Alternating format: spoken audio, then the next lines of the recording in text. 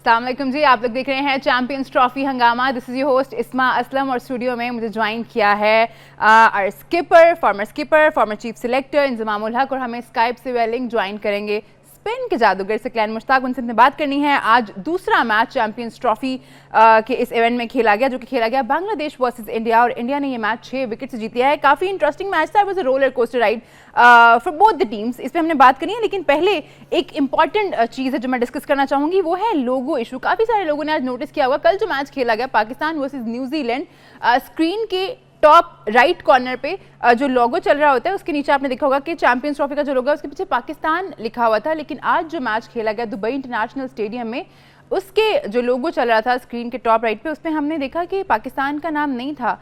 तो इंजी भाई, हम लोग का इवेंट, हम लोग होस्ट हैं और हमें ही निकाल दिया गया है लोगों से।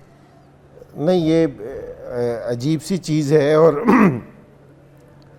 हाँ, ये मेरा मतलब है ये ट्रेंड में रही है वाली बात कि जी लोग ये समझ रहे थे कि ये डेलिबरेटली भी हो सकता है किया हुआ, कि जी इंडिया का मैच था, हो सकता है कि ये जान के किया हो। लेकिन आईसीसी की उसके बाद माजरत आई है कि इस चीज़ पे ये टेक्निकल उसकी वजह से हो सका है ये तो। लेकिन मेरा ये ख्याल है कि जी ऐसी वो होनी नहीं चाहिए कि आप ये सारा लोगों का जो सारा सिस्टम होता है वो सारी जगह एक जैसा होता है। तो हैरानकुन बात थी इस चीज़ पे। तो लेकिन आईसीसी ने कहा है मेरे ख्याल में पाकिस्तान क्रिकेट बोर्ड को, पीसीबी को, कि ये अगले मैच से ना सारी चीजें क्लैरिफिकेशन आई है। हाँ जी सकी भाई, मैं आपका भी पॉइंट लेना चाहूंगी, क्योंकि उस मैच के दौरान होना इंडिया और बांग्लादेश के मैच खेला जा रहा था, उससे पहले और भी बहुत सारी कंट्रोवर्सीज आई थी कि हमने पे भी पाकिस्तान का नाम नहीं लिखना है। इंडियन मीडिया काफी देर तक ये बात करता रहा।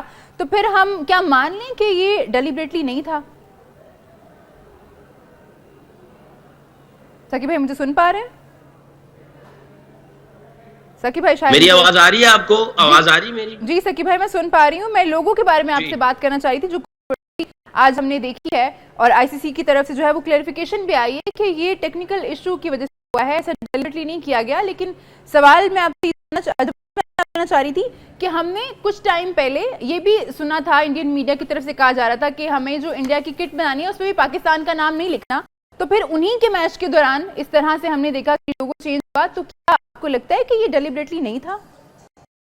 वहां पे माशाल्लाह पीटर भोला साहब बैठे हुए थे जो इन चीजों को देख रहे थे, और एक डेविड रंगीला साहब थे जो इस लोगों में से पाकिस्तान को निकाल के बैठे हुए थे और चांस ले रहे थे कि जी ऐसे चलता रहा तो चला देंगे, अगर कोई बोलेगा तो लगा देंगे, और दुनिया जो है वो भोली हो जाएगी, सब लोग भोलेपन में जो है ना इसको इग्नोर कर देंगे। मैं ये समझता हूँ डेलिबरेटली किया गया है। ये ऐसी छोटी छोटी चीजें जो प्रोफेशनल लोग होते हैं वो हर चीजों को देखते हैं और करते हैं उसको उसी अंदाज से।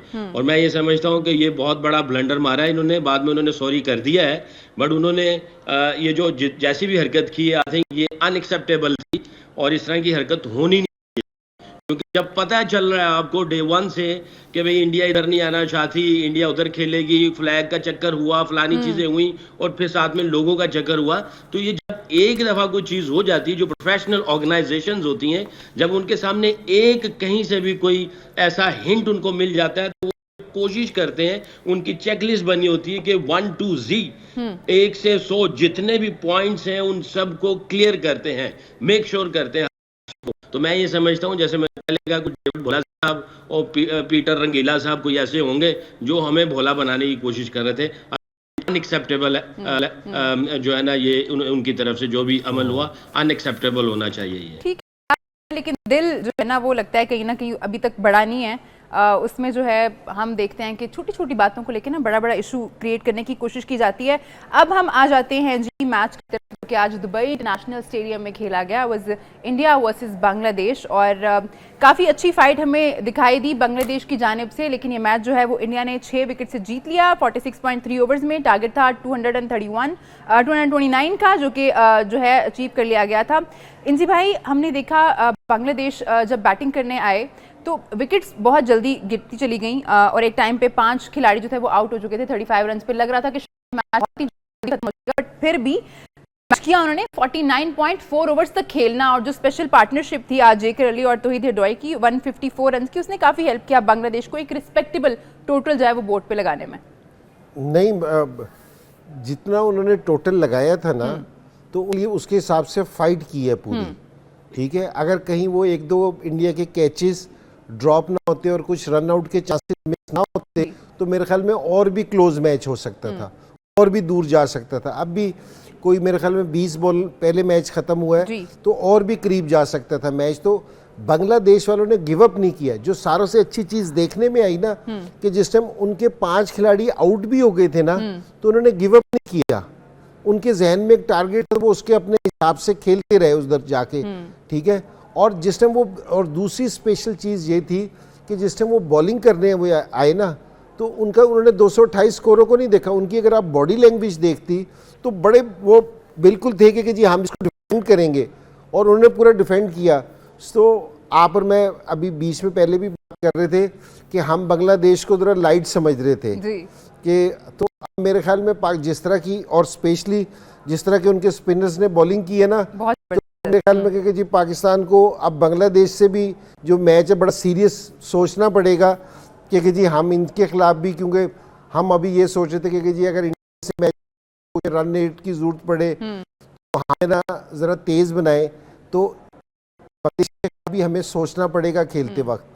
सकलैन भाई, आज सरप्राइजिंगली जब इतनी बड़ी ऑपोजिशन होती है सामने, इंडिया जैसी ऑपोजिशन जिनको आप देखें बहुत बैलेंस्ड है और उनके प्लेयर्स बहुत ही अच्छी फॉर्म में हैं, उस जैसी ऑपोजिशन के सामने बांग्लादेश ने आज बहुत अच्छा खेल पेश किया है। स्पेशली जब इतनी सारा आपका कोलैप्स हो गया, शुरू में ही आपकी 5 विकेट्स गिर गई, उसके बाद इस तरह से उठ के आना और एक रिस्पेक्टेबल टोटल लगाना, ये बड़ी बात है।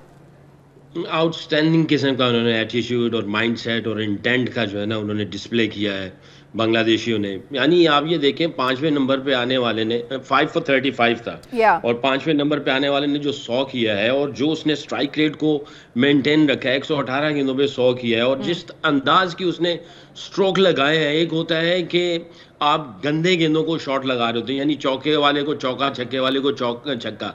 उसने शॉट्स बनाए भी, इनसाइड आउट शॉट्स भी दिखाए उसने।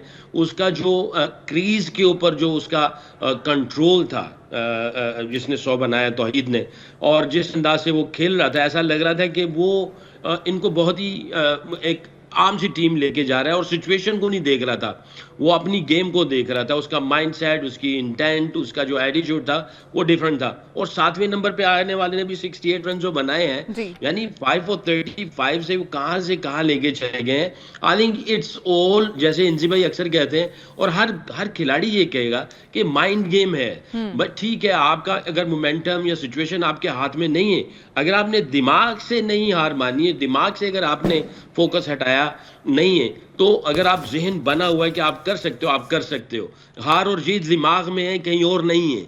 तो आई थिंक बांग्लादेशियों ने अपना एक कैरेक्टर शो किया है। जो टेल नीचे वाले जो बैट्समैन थे, उन्होंने आउटस्टैंडिंग किस्म की डिस्प्ले की है। एग्री करूंगा इंजी भाई से कि अगर कुछ रन आउट का कुछ ऐसा चांस होता है, कैचेस का, या 25-30 रन और थोड़े से और कर जाते तो मैच इंटरेस्टिंग हो सकता था, और इंटरेस्टिंग बना सकते थे। ये इन्होंने काफी स्ट्रॉन्ग कैरेक्टर शो किया है पूरी टीम ने। और इतने रन्स के बाद आके फिर हो जाता है ऐसे है कि भाई आती हाथ पांव गिरने शुरू हो जाते हैं कि यार ये टोटल इतना नहीं है, पार स्कोर था 60 70 80 रन कम है या 100 रन कम है, ये ऐसा भी सोच सकते थे। इंडिया है और टॉप ऑर्डर रोहित आके धुलाई करता है, शुभमन गिल नंबर 1 हो गया है, विराट कोहली भी इनके पास है। ऐसी सोचों के साथ अगर कोई बॉलिंग यूनिट जाता है अंदर, कैप्टन अंदर जाता है, तो आप बिल्कुल ही सरेंडर किए होते हैं। बांग्लादेशियों ने ऐसा नहीं किया, उन्होंने फाइट की है right till the last ball. हम बांग्लादेश की जाहिर है हम बात करें प्लानिंग की और जो इन्होंने एग्जीक्यूशन किया आज ग्राउंड में, एक चीज़ मैं यहाँ पे ज़रूर इंजी भाई मेंशन करना चाहूँगी। हम देख रहे हैं कुलदीप यादव, उनको आज कोई विकेट नहीं मिली, तो लगता है कि शायद मिडिल में प्लान करके आए थे कि हमने इनको विकेट नहीं देनी है। बहुत ही अच्छा खेले हैं उनको। नहीं, ये एक तो ये देखना सब कॉन्टिनेंट के जो प्लेयर्स हैं ना, उनके मुतालिक मशहूर यही है कि वो स्पिनर्स को अच्छा खेलते हैं, ठीक है ना। और जिस टाइम उनके 5 आउट हो गए थे, 5 आउट से वो लेके चल रहे थे, उन्होंने कोशिश किया कि हम पार्टनरशिप को अपने बिल्ड करें, और उन्होंने पार्टनरशिप बिल्ड की। लेकिन अगर आप इंडिया के तीनों स्पिनर्स का अगर देख लेना, इन्होंने 29 ओवर किए और 123 रन दिए हैं। और ये बांग्लादेश के भी जो 2 स्पिनर्स थे ना, तो इन्होंने भी अगर 20 ओवर जो इनके 2 मेन स्पिनर्स थे किए, तो इन्होंने 75 रन दिए हैं 20 ओवरों में। तो मुझे आगे पीछे होकर सारी बातें छोड़ के ना मुझे फिर पाकिस्तान याद आ जाता है। क्योंकि जी हमारे पास स्पिनर नहीं है, तो जी। ये दोनों टीमें खेल बहुत रही बड़ी अच्छा, अच्छी जी। कि इनके पास स्पिनर्स थे, लेकिन वो बड़ा अच्छे तरीके से खेले। और यही प्लेयर्स की क्वालिटी है। हम है ना बास टाइम अगेंस्ट श्रीलंका खेलते थे ना, वहाँ से मुरलीधरन खेलता था। हमारी पहली कोशिश ये होती थी कि हमने मुरलीधरन को विकेट नहीं देनी, बेशक इसको हम 40 रन करें, इसको विकेट नहीं देनी। जिस टाइम आप दूसरी टीम के मेन बॉलर्स को विकेट नहीं देते ना, तो दूसरे बॉलर है ना डिसअपॉइंटमेंट हो जाती है उनको, वो उनका है ना मोराल है ना नीचे गिर जाता है। तो फिर ये कि उससे हमें ना फ़ायदा उठा लेते, दूसरे बॉलर्स को हमें ना रन्स कर लेते थे। तो आज भी उन्होंने यही किया कि जो उनके मेन बॉलर्स थे बीच में, कुलदीप यादव ये इनका मेन बॉलर, ये स्ट्राइकिंग बॉलर है, इससे ये विकेटें लेते हैं, उन्होंने उसको विकेट नहीं दी। जडेजा को भी विकेट नहीं दी उन्होंने। जडेजा को भी विकेट नहीं दी, बीच में उन्होंने विकेट नहीं दी, पार्टनरशिप के साथ खेले। तो अगर आखिर की वो पूरे ओवर अगर थोड़ी सी पार्टनरशिप और लंबी होती, ये 260 270 पे भी स्कोर जा सकता था, मैच और इंटरेस्टिंग होता और इंटरेस्टिंग हो सकता था इंडिया पे। और जिस तरह की उन्होंने बॉलिंग की है, जिस तरह की उन्होंने सारा अपना करैक्टर शो किया है, तो इंडिया के लिए यहाँ से भी मैच जीतना इतना आसान नहीं था।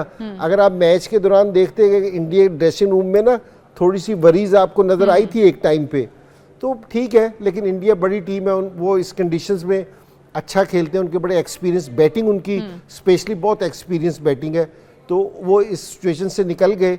लेकिन क्रेडिट है ना बांग्लादेश को भी जाना चाहिए कि वो बड़ी ज़बरदस्त क्रिकेट खेले हैं। सकी भाई, क्या स्पेशल किया होगा जेके रई ने और तौहीद हिदोय ने कि वो मिडिल में आए, टिके रहे, और फिर उनके सामने वही बात है कि जो बॉलर थे कुलदीप यादव और जडेजा की अगर हम बात करें तो बड़ा अच्छा उन्होंने खेला है। क्या लग रहा था, डिफरेंस क्या था उन दोनों में आज?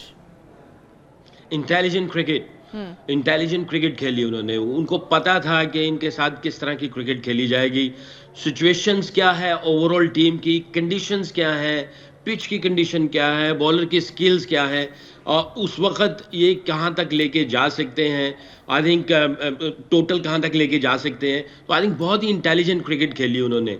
आई थिंक अगर मैं ये समझता हूँ इन्होंने अपने पोटेंशियल के मुताबिक क्रिकेट खेली। अगर इनके अंदर पोटेंशियल थोड़ा सा और ज्यादा होता, कोई और भी टीम होती, अगर फर्ज करो इन्हीं की जगह पे मैं पाकिस्तानियों को रखता कि अगर हमारे 5 for 35 होते तो हमारे 5 for 35 होते और हमारे प्लेयर जिस तरह खेल रहे होते, नंबर 5 और नंबर 7 खेल रहे होते, तो मेरा ख्याल है प्रोबेबली हम भी इतना ही करते, या हो सकता है थोड़ा सा कम करते या थोड़ा सा ज्यादा करते।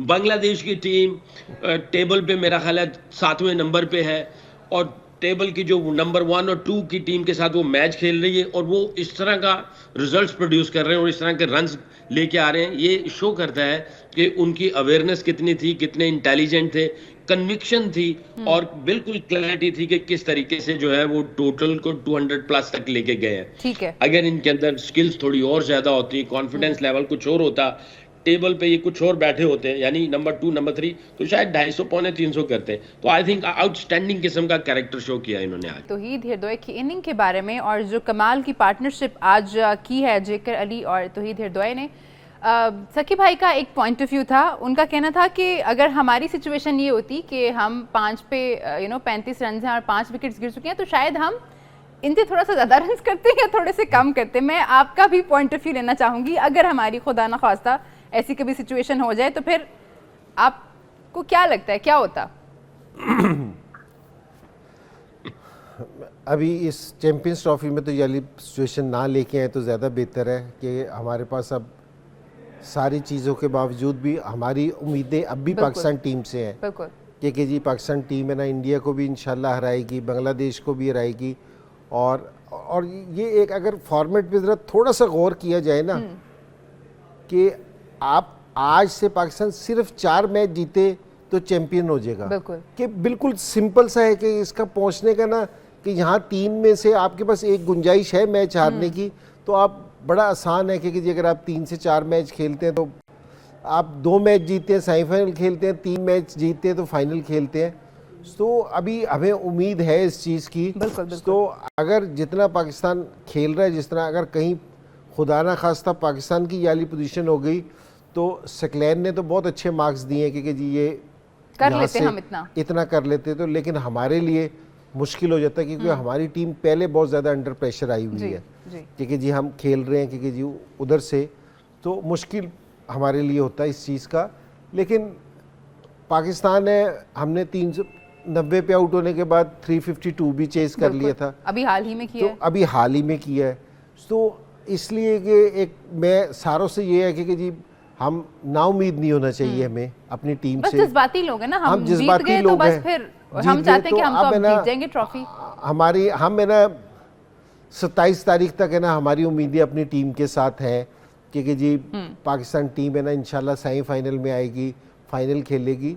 सो पाकिस्तान टीम है ना ये कर सकती है, ये मेरा बिलीव है कि इनमें अहलियत है, काबिलियत भी है इसमें, ठीक है, टैलेंट भी है, हर चीज़ है। ठीक है कि मुझे थोड़ा सा इतराज़ सिलेक्शन पे ज़रूर रहा है, लेकिन अब भी मुझे ये उम्मीद है कि जी ये हमारी टीम है ना, इस जो परफॉर्मेंस कल दी है ना, सिर्फ एक चीज़ अपनी टीम से कहूँगा कि हार को जहन से निकाल लें, फेलियर को जहन से निकाल लें। जिस टाइम इंसान फेलियर का सोचता है तो फिर फेलियर में चला जाता है।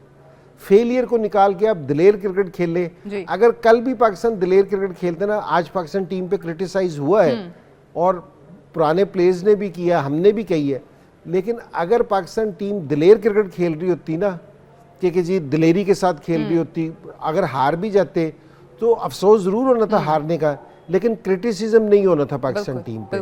तो मेरी अब भी पाकिस्तान टीम से ये रिक्वेस्ट है कि जो 2 मैच हैं, इंडिया के साथ मैच है, चढ़ के खेलने, अच्छे इंटेंट जब के साथ अच्छे इंटेंट के साथ खेलने। जब तक आप दूसरी टीम को अंडर प्रेशर नहीं लेके आएंगे, आप जीत नहीं सकते। न्यूजीलैंड के खिलाफ जितना भी गम और गुस्सा है सारे लोगों का, इसलिए कि आप सेकंड इनिंग्स में पहले ओवर से लेके 50 ओवर तक कहीं भी आपको ये नहीं लगा कि हम मैच ये वाला जीत जाएंगे। बिल्कुल ठीक है ना, कहीं भी नहीं लगा। तो ये वाली क्रिकेट है ना, कोई भी आदमी एक्सेप्ट नहीं करता कि पाकिस्तान इस तरह की क्रिकेट खेले। एक कॉलर हमारे साथ मौजूद हैं, फजलुर रहमान साहब। फजलुर रहमान साहब कैसे हैं आप, मुझे सुन पा रहे हैं? अल्हम्दुलिल्लाह, अस्सलाम वालेकुम। वालेकुम सलाम। इंजमाम भाई को सलाम। जी वालेकुम अस्सलाम। इंजमाम भाई बहुत खुशी हो रही है, बहुत खुशी हो रही है मुझे आज आपसे बात हो रही है। और सकलैन भाई भी सुबह थे, मैं काफी देर लाइन पे रहा था, लेकिन बाद में बहुत खुशी हो रही है मुझे। जी बहुत मेहरबानी। कोई सवाल पूछना चाहेंगे आप? जी सवाल मेरे बहुत हैं। देखें, हमें 15 साल हो गए, हमें स्टार हीरो प्लेयर ही नहीं मिल रहा। जो हमारे स्टार हीरो प्लेयर होते हैं उनको साइड पे कर देते हैं। देखें, मैं हैदर अली इतना अच्छा हमारा बैट्समैन था, और आसिफ अली इतना हमारे वो चिक्के चौके लगाने वाला बैट्समैन था, उनको क्यों साइड पे करते हैं? इन्होंने ये जो आपकी जो टीम सेलेक्ट करते हैं, इन्होंने जगह मार की है, बनाया हुआ है हमारी टीम को, अच्छे प्लेयर को साइड पे कर देते हैं। फिलहाल आज तो हमारा इतना स्पिनर अच्छा बोला था, निजाम भाई को पता होगा, उसको साइड पे कर दिया, उसके हवाले से कोई बात ही नहीं करता। मैं अब क्या कहूँ सर, मुझे समझ नहीं आ रही। बहुत शुक्रिया। आपकी आवाज़ जो है वो उसमें जज्बात दिख रहे हैं कि काफ़ी गुस्सा पाया जाता है उनमें। जाहिर है परफॉर्मेंस ऐसी होगी तो जो लोग इस खेल से प्यार करते हैं वो गुस्सा भी होंगे। सिलेक्शन पे हम ऑफ एंड ऑन बात करते ही रहते हैं। सकी भाई कुछ जवाब देना चाहेंगे आप इनके सवाल का? वैसे इनके सवाल का जो जवाब है, ये तो जो इन्होंने सवाल किया इससे तो आधी टीम चेंज करनी पड़ेगी। तो ये सकलैन जवाब देते हैं इस चीज़ का। नहीं, बस ये कि आधी टीम चेंज करवा देते हैं। ठीक है जी। सकी भाई, मैं मोहम्मद शामी के बारे में बात करना चाहूँगी। मैन ऑफ द मैच तो उनको नहीं मिला है, शुभमन गिल को जो उन्होंने सेंचुरी स्कोर किया आज के मैच में, उसकी वजह से मैन ऑफ द मैच दिया गया है। बट मुझे पर्सनली ये लग रहा था कि जो इंडिया मैच इतना अच्छे तरीके से जीती है उसमें मोहम्मद शमी का बहुत बड़ा रोल है। फिर उस बाद जब दोबारा आए स्पेल के लिए तब उन्होंने विकेट्स दी। अगर हम उनकी इकॉनमी देखें, 5.30, 5 विकेट से ना, और इस इवेंट के पहले ही मैच में इट्स वेरी गुड, स्पेशली जब जसप्रीत बुमराह नहीं है तो मोहम्मद शामी ने पहले ही मैच में इतना अच्छा किया है। नहीं जी, इसमें कोई शक नहीं है। शामी जो है जब भी आता है बहुत बड़ी बड़ी परफॉर्मेंसेस लेके आता है। I think I will give lot of credit to BCCI. ये इंजर्ड हुआ, कोई भी प्लेयर इंजर्ड होता है और उसके बाद जब वो ज़्यादा अरसा बाहर रहता है ना, तो माइंड जो है ना वो चेंज होना शुरू हो जाता है और आपका फोकस हटना शुरू हो जाता है। उसकी जगह पे कोई आता है तो वो उसकी ये भी ज़हन में रहता है कि अब मेरी जगह गई, मेरी जगह कोई ले जाएगा। बट आई थिंक कितना अच्छा बीसीसीआई ने आई थिंक उसको लुक आफ्टर किया इंजरी के बाद। उसके साथ बैठ के आई थिंक पूरा प्लान बताया होगा कि अभी आगे चैम्पियन ट्रॉफी आ रही है, इतने अरसे के बाद आएगी, तुम हमारे प्लान्स के अंदर हो, तुम खेलोगे और उसको जो है उसके फोकस को हटने नहीं दिया, चाहे वो उसकी फिजिकल लुक आफ्टर थी, चाहे उसकी मेंटल लुक आफ्टर थी, चाहे उसको स्किल वाइज लुक आफ्टर थी, वो सारी चीज़ों को टॉप अप किया। अलमिया ये है, मैं अब फिर थोड़ा सा इधर आऊँगा क्योंकि मैं भी इस सिस्टम का हिस्सा हूँ। पाकिस्तान में 2 चीज़ें हैं जो किसी भी प्लेयर को, मैं भी 10 साल अप्रॉक्सीमेटली पाकिस्तान से खेला हूँ और बहुत सारे ग्रेट प्लेयर्स के साथ भी रहा हूँ और मेरे कानों में बहुत बातें चलती रही और अभी मैं हेड कोच भी रहा। 2 चीज़ें, इंजर्ड होता है ना जब प्लेयर, या यहाँ प्लेयर को रेस्ट दिया जाता है, वो रेस्ट को रेस्ट नहीं समझता, वो ड्रॉप समझता है। और जब इंजर्ड होता है और इंजर्ड में लुक आफ्टर जो है उसकी अगर उस तरह ना हो, और उस तरह लुक आफ्टर से मुराद ये नहीं कि खाली फिजिकल लुक आफ्टर, उसकी मेंटल लुक आफ्टर उस तरह ना हो तो जहन में डाउट्स आने शुरू हो जाते हैं। और बहुत सारे ऐसे केसेस गए हैं पास्ट में और वो समझते हैं बस अब मैं गया। और जिसको रेस्ट दिया जा रहा है, इसीलिए कोई प्लेयर रेस्ट भी नहीं करना चाहता कि कोई आया तो मेरी जगह गई, अब मुझे ही रहना चाहिए। आई थिंक ये एक ऐसी पॉलिसी बनी जाए कि रेस्ट वाले को बताया जाए रेस्ट दिया जा रहा है, तू कैटेगरी ए में है, जो बी वाला है वो बी में है, जो सी वाला सी में है, सेंट्रल कॉन्ट्रैक्टेड प्लेयर। सॉरी मैं टॉपिक से थोड़ा हट रहा हूँ, बट मैं ये समझता हूँ इस प्रोग्राम के तवस्सुल से हम एजुकेट कर दिया जाए। कैटेगरी ए, बी और सी का मतलब ये नहीं कि इसको इतने पैसे, इसको इतने पैसे, इसको इतने पैसे, इसको इतनी रिस्पेक्ट, इसको इतनी रिस्पेक्ट, इसको इतनी रिस्पेक्ट, इसको इतनी अपॉर्चुनिटी, दूसरे को बी को इतनी अपॉर्चुनिटी, सी वाले को इतनी अपॉर्चुनिटी। कोई ऐसी पॉलिसी बनी जाए ताकि सब कुछ पता चले। देखें वो शामी आया है, लगा ही ऐसा नहीं है। रिसर्च ये कहती है आप इंजर्ड हो जाओ या आप ड्रॉप हो जाओ या आप रेस्ट करके वापस आओ, 1, 2, 3 मैक्सिमम 5-6 मैच लगते हैं, आप पूरे पोटेंशियल पे वापस आते हो, पूरे पोटेंशियल पे वापस आते हो। वापस आ रहे हैं, पहली मैच में 5 आउट किए और मैच विनिंग परफॉर्मेंस दिए, किस अंदाज की लुक आफ्टर की होगी। आई थिंक हमें एज ए नेशन हमें ये सीखना चाहिए कि प्लेयर्स को रेस्ट दिया जाए, उससे बात की जाए। देखिए इमामुल हक को ये टीम में लेके आए हैं, आई डोंट नो कि क्या उसके साथ बातें हुई होंगी, क्या बातें की नहीं की हैं, क्या माइंडसेट था उसका जब वो बाहर था, अब अंदर आ रहा हो क्या माइंडसेट था, क्या कम्युनिकेशन उससे पहले की होगी, अब अंदर जाके क्या कम्युनिकेशन होगी, और अब उसके हाथ में भागदौड़ अगर दी जाएगी, उसको खिलाया जाएगा, तो अब वो जो अगले 2 बहुत इंपॉर्टेंट मैच हैं जिससे पूरी कौम ने उम्मीदें लगाई हुई, जैसे हिंजी भाई कह रहे हैं कि हमें पूरी उम्मीद है ये पाकिस्तान केपेबल है, इनके अंदर एबिलिटी है, इनके अंदर स्किल्स है कि ये सेमीफाइनल फाइनल जीत सकती है। तो अब ये इमाम जो बाहर था अब अंदर आ रहा है, इसकी लुक आफ्टर कैसे की होगी, इसका मैकेनिज्म, इसका सिस्टम क्या होगा। आई थिंक अगर ये अच्छा होगा तो अल्लाह के फजल से बहुत अच्छी बात है, अगर नहीं है तो I think we should give all the credit to Imamul Haq. Allah करे वो आए, परफॉर्मेंस दे, पाकिस्तान का नाम रोशन करे, बट आई थिंक ये लैग करते हैं, हम इस पार्ट में भी बहुत ज़्यादा लैग करते हैं। ठीक है जी, किस तरह आज बहुत ही शानदार परफॉर्मेंस दिखाई है मोहम्मद शमी ने। और सकी भाई ने एक बात की थी कि लग नहीं रहा था कि इतने अरसे टीम के साथ नहीं थे, आए हैं तो नॉर्मली ऐसा होता है कि जब एक प्लेयर टाइम के बाद आता है वापस टीम में तो उनको कुछ मैचेस लगते हैं रिदम में वापस आने में, लेकिन हमने देखा है कि इंडिया का जो सेटअप है उसमें चीज़ें डिफरेंट होना शुरू हुई। जैसे मोहम्मद शमी की सकी भाई ने बात की, सर हमने देखा जसप्रीत बुमराह भी जब आए थे तो वो भी ऐसे ही थे, उनको भी कोई टाइम नहीं लगा था रिदम में वापस आने में और लग रहा था कि जैसे खेलते हुए ही आ रहे हैं। देखिए सकलैन ने जो बात की थी ना 2 चीज़ों पे सॉरी 2 चीज़ों पे बात की थी। एक तो फिटनेस है कि जी जिस समय आप इंजर्ड होते हो आपको वो किस तरह लुक आफ्टर करते हैं, कि जी आपका ट्रीटमेंट किस तरह कराते हैं। जिस तरह पिछले दिनों जिस तरह साइम अयूब इंग्लैंड गया हुआ है तो किसी 1 से 2 प्लेयर्स का आया कि हम इंजर्ड हुए थे तो हमें तो इंग्लैंड नहीं भेजा था। एक तो ये कि जी आप उसका ट्रीटमेंट बिल्कुल सही तरीके से करवाएं, जहाँ से उसको बेहतरीन ट्रीटमेंट मिल सकता है वो करवाएं। एक तो ये वाली चीज़ है, इससे प्लेयर को ना कॉन्फिडेंस मिलता है कि जी बोर्ड मेरे पीछे खड़ा है जी, ठीक है ना। अब पता चलता है कि जी एक प्लेयर का आपने वहाँ से करा रहे हैं और मेरा यहाँ से करवा रहे हैं, तो एक तो प्लेयर्स का ना मेंटली तौर पे वहीं गिर गया। और उसका दूसरी चीज़ जो सकलैन ने कही ना कि वो मेंटली है कि जी आप उसको कितना उठा के रखते हैं। आप बास टाइम फिट होते हैं, फिजिकल फिट होते हैं, मेंटली आप तैयार नहीं होते इस चीज़ के लिए, तो मेंटली भी आपके साथ काम होता रहना चाहिए।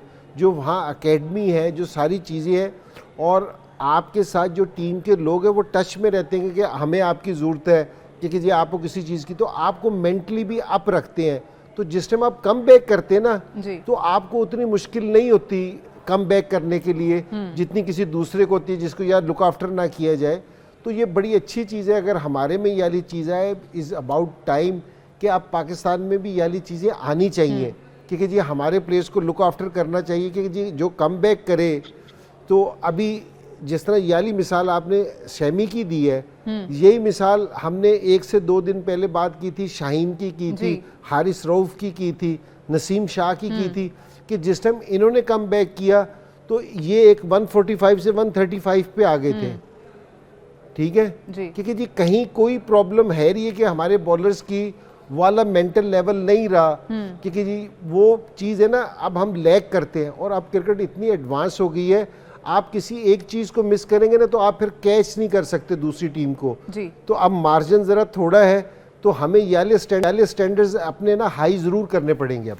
ठीक है जी, मैं सकी भाई हम ज़रूर बात करना चाहेंगे शुभमन गिल के बारे में। आज एक तो खैर कल ही ओडीआई रैंकिंग्स में वो नंबर 1 पे आए हैं और आज उन्होंने ऐसी इनिंग भी खेली कि लगे कि वाकई नंबर 1 बैटर है ये इस फॉर्मेट का।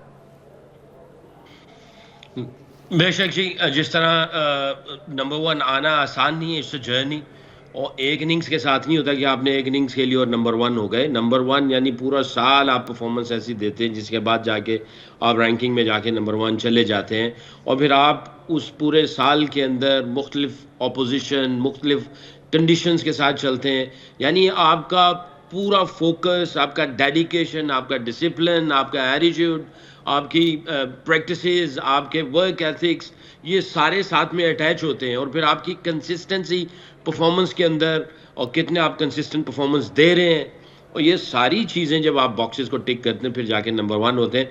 और नंबर 1 होने के बाद भी उसने जिस तरह की आज इनिंग्स खेली है, कुछ शॉट्स तो उसने, मुझे याद है जो आप देखेंगे उसमें क्लिप्स में भी, कि उसने एक जो फ्रंट फुट पे जो पुल शॉट मारी है, रोहित शर्मा सामने खड़ा था नॉन स्ट्राइकर एंड पे, उसका जो चेहरा और चेहरे के जो तासुरात थे वो बता रहे थे कि भाई ये जो शॉट है कुछ स्पेशल किस्म की है। तो वो कुछ स्पेशल किस्म का अंदाज भी उसका बन चुका है, कुछ स्पेशल किस्म के शॉट्स भी मारता है, और जाहिर है वो खुद भी स्पेशल हो चुका है जब से नंबर 1 है। तो I think we should give lot of credit to him. Youngsters को देखना चाहिए कि भाई कैसे विराट कोहली के होते हुए, रोहित शर्मा के होते हुए वो मैच विनर है और वो टीम के लिए आउटस्टैंडिंग किस्म की परफॉर्मेंस दे रहा है, और दुनिया में और भी बहुत सारे प्लेयर हैं जो खेल रहे हैं और उन सब प्लेयरों को कम्पीट करते हुए नंबर 1 पे आया है। तो उसकी जो क्वालिटीज़ हैं, आई थिंक यंगस्टर्स को देखना चाहिए, स्टडी करना चाहिए और उसके ऊपर काम करना चाहिए। ठीक है जी, इंजी भाई, इंडिया की हम बात कर रहे हैं और हमारी अगली जो ओपोजिशन है वो इंडिया ही है, और आज की उनकी परफॉर्मेंस बड़ी शानदार रही है। अगर हम देखें बैटिंग डिपार्टमेंट में, बॉलिंग में, तो क्या लगता है पाकिस्तान क्रिकेट टीम को क्या ऐसा स्पेशल करना पड़ेगा, किस प्लान के साथ आना चाहिए? जो हुआ पीछे ठीक है उसको पीछे छोड़ते हैं, बट इट्स न्यू गेम। जी बिल्कुल सही कह रही हैं आप। ना जिस तरह हम भी यहाँ बैठ के बात कर रहे हैं कि स्पिनर्स नहीं है पाकिस्तान के साथ, आज भी जिस विकेट पे मैच हुआ इसी ग्राउंड में मैच होना है, तो स्पिनर्स का बड़ा था। अब ये वाली चीज़ें ना अब हम इसको चेंज नहीं कर सकते जी। ठीक है, अब हमारे पास जो प्लेयर्स हैं हमने उसी के साथ खेलना है। एक न्यूजीलैंड के मैच में पाकिस्तान ने सब चीज़ें सही की। एक तो आपको हार को अपने जहन से निकालना पड़ेगा और ब्रेव क्रिकेट खेलनी पड़ेगी, आप अटैकिंग क्रिकेट खेल लें। अब हमारे पास याला टाइम नहीं है कि जी हमारी सिलेक्शन कैसी हुई थी, हमारे पास कौन प्लेयर है या नहीं है, कौन इंजर्ड हो गया, अब हमारे पास चॉइस नहीं है याली। ठीक है ना, अब बिल्कुल ये है कि जो रिसोर्सेज हमारे पास है ना उसको हमने इस्तेमाल करना है बेहतरीन तरीके से और पॉजिटिव क्रिकेट खेलनी है। जब तक आप टीम नहीं जीत सकती जिस टाइम तक आप अपोजिशन को अंडर प्रेशर नहीं लेके आओगे, जिस टाइम तक आप उस पर हमला नहीं करोगे वो नहीं आएगी। आप याद करेंगे कि जी पिछला जो इंडिया में वर्ल्ड कप हो रहा था, जब पहले मैच में शाहीन ने रोहित शर्मा वगैरह को 3 आउट किए थे, वो बारिश वगैरह हो गई थी जब जी 2 दिन का मैच, 2 दिन का जो उन्होंने जिस टाइम अगले दिन आके जो इनिंग्स दोबारा नेक्स्ट मैच में खेली ना, उनने हमला कर दिया आके। उन्होंने कहा कि जी हमने अटैक करना है जी। तो उन्होंने कहा कि जी आउट तो वैसे भी हो रहे हैं, तो उसने कहा कि हमला करके खेलें। तो पाकिस्तान को भी यही चाहिए कि आपने हमला करना है, कि हार को अपने जहन से निकाल लें, क्योंकि जी हार और जीत खेल का हिस्सा है। आप जिस टाइम मैदान में उतरोगे तो आप हारोगे भी सही, अगर हार से डरोगे तो फिर हारते रहोगे। हार को जहन से निकाल लें, पॉजिटिव क्रिकेट खेल लें, जाके उनके बॉलर्स पे हमला करें। मैं ये समझता हूँ कि अगर हमारे प्लेयर्स इंडियंस पे हमला करेंगे ना तो आप देना के रिजल्ट एकदम चेंज होंगे। ये बड़ा जरूरी है ये रिजवान को और टीम मैनेजमेंट को ये वाला मैसेज देना चाहिए अपने प्लेयर्स को कि जी हमने हमला ही करना है इनके ऊपर। ठीक है सकी भाई, क्या स्पेशल करना पड़ेगा टीम पाकिस्तान को? आज हमने देखा है बांग्लादेश ने स्पिनर्स को बड़ा अच्छा टैकल किया है। मैं ज़रूर चाहूँगी कि आप कुछ जो है मुफीद मशवरे दें टीम पाकिस्तान को कि कैसे टैकल करना है हमें इस बॉलिंग को। देखें, इंजी भाई ने जो बातें की हैं ये पर्ल्स ऑफ विजडम है, ये बहुत ही पावरफुल मैसेजेस हैं इनकी तरफ से। सवाल मेरा ये था सकी भाई से कि क्या स्पेशल करना है टीम पाकिस्तान को versus India? It's big game और सारे स्टेक्स आपके इसी मैच पे हैं। देखें, अभी इंजी भाई ने जो बात कही है मैं उसी बात से शुरू करूंगा। पर्ल्स ऑफ विजडम उन्होंने जो है वो बताए हैं और ये मेरा ख्याल है इसके अलावा कोई और सोल्यूशन नहीं है। पाकिस्तान को अगर इंडिया के ख़िलाफ़ खेलना है तो उनको अटैकिंग क्रिकेट खेलनी होगी, इसी अंदाज से जाना होगा। देखें, दो चीज़ें हैं। एक चीज़ बिलीफ, एक तो स्किल्स है ना, दोनों की स्किल्स को साइड पे रख दिया जाए। दोनों की टीम का जो बिलीफ है उसको अगर हम लोग तकड़ी में तोल सकें, तकड़ी में, तो जिसका बिलीफ हैवी होगा वो दूसरी टीम को मार देगी, क्योंकि ये गेम प्रेशर वाली है और प्रेशर का जो सोल्यूशन है वो बिलीफ है। दोनों टीमों पे प्रेशर ने आना ही आना है। ये हो नहीं सकता कि इंडिया के ऊपर प्रेशर नहीं है और पाकिस्तान के ऊपर प्रेशर है, ऐसा नहीं है। इंडिया के ऊपर भी बहुत ज्यादा प्रेशर है और पाकिस्तान के ऊपर भी बहुत ज्यादा प्रेशर है, दोनों अंडर प्रेशर जाएंगे।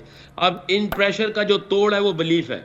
अब जिसका जो बिलीफ होगा वो दूसरी टीम को मारेगी और जो जितना अटैकिंग क्रिकेट और पॉजिटिव क्रिकेट खेलेगा वो डोमिनेट कर जाएगा। ठीक है सकी भाई, बहुत शुक्रिया आपका। इंजी भाई आपका भी बहुत शुक्रिया। आप लोगों का भी बहुत शुक्रिया प्रोग्राम में हमारा साथ देने का। कल इस इवेंट का तीसरा मैच खेला जाएगा नेशनल स्टेडियम कराची में पाकिस्तानी वक्त के मुताबिक दोपहर 2 बजे अफगानिस्तान वर्सेस साउथ अफ्रीका।